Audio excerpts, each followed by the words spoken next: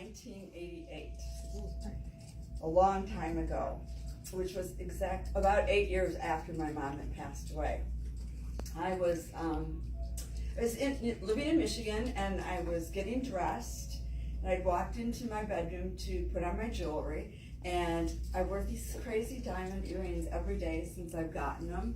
And so when I take them off at night, I don't even put them in the jewelry box. I just set them down with one hand, 2 earrings right there. They're always sitting right next to each other.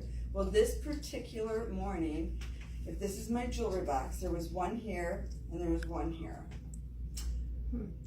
I didn't have cats. And at the time, my ex-husband's ear wasn't pierced. So I didn't know why in the world, and there was no kids, there was like no logical reason that they would be there.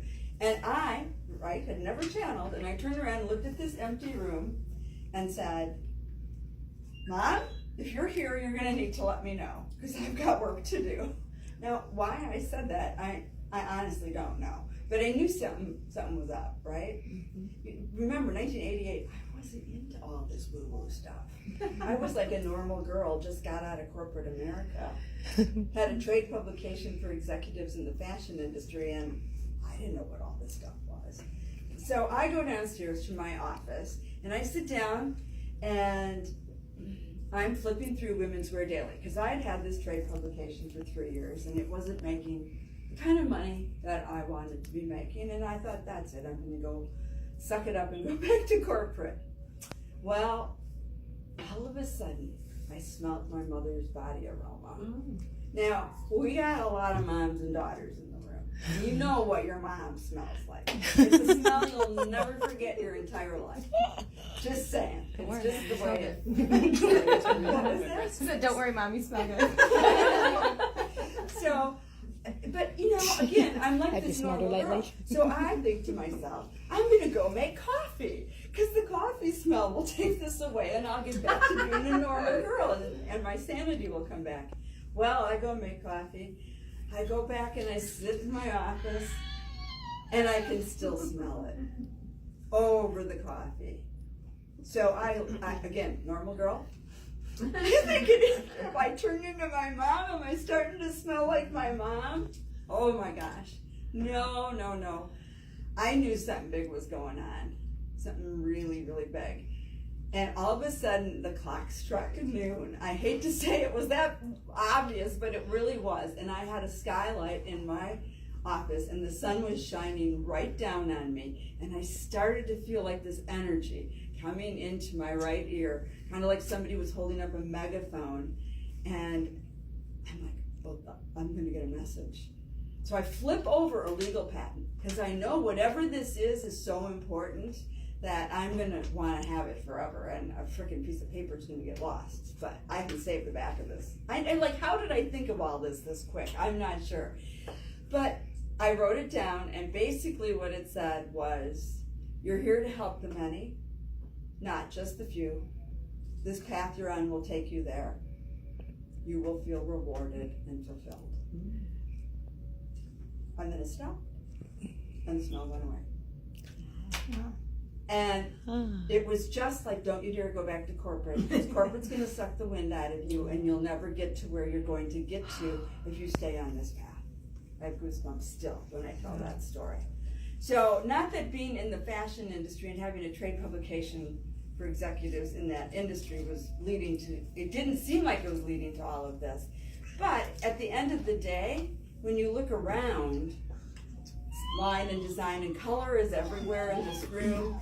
The messages are all, key to my ability to edit and write, and even though they're channeled, So it's been a really, really, really a very interesting journey.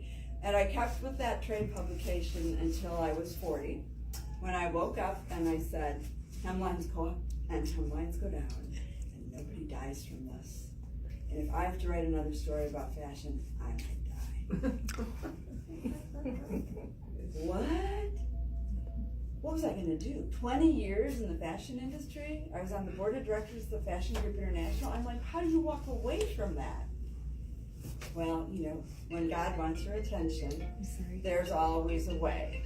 And I honestly developed very severe chronic fatigue and clinical depression, and spent a year on the couch, and essentially had a dark night of the soul, lost my business, lost my home, lost my car. In the ensuing years, lost my life savings, because it takes a while to heal from something like that, and when you're single and self-employed, it was a little bit of a rough journey. So I just got on the floor every day and I prayed, and I begged God to show me what I was here for. And I was divinely led to becoming a spiritual life coach, which, oh my God, like at 16, I wanted to be a psychologist. I kind of knew, but nobody in the family had gone to college, so that kind of got poo-pooed. My daughter wants a master's. I'm sorry, Mom, but that is what you said. And, here I am. I went through the School of Spiritual Psychology. I was then divinely guided to become a spiritual life coach. And 2 years into that, when I thought for sure that I had finally found my life purpose and my mission, and I was helping all these people not go through what I had gone through, right? Because I'm helping them when they're miserable, figure it out without getting sick. I run into this shaman. And not kidding you, this guy is in full headdress, full Native American headdress. And he's given this workshop. And I knew that the workshop was supposed to be just a generic workshop. He decided to do readings for everyone in the room. Well, I didn't want a reading. And since I was co-hosting the event, I just kept moving around throughout the evening, making sure I was never where the other person was that was getting read at the time. And at like 11:30 at night, he said, "Are you going to sit down?" And I said, I actually know that you have a full day workshop tomorrow, and I'm okay. And he said, "No, you're not. You're going to sit down." And he goes like this, crosses his arms, this full headdress. And he said, "So what is it you do?" Which was, I thought, a unique question. It's funny, isn't it a funny story? Yes. And I said, "Well, I'm a spiritual life coach. I have the best job in the world." And he said, "And why is that the best job in the world?" And I said, "Well, I get to help people find their joy." And again, I get this. "And what about yours?"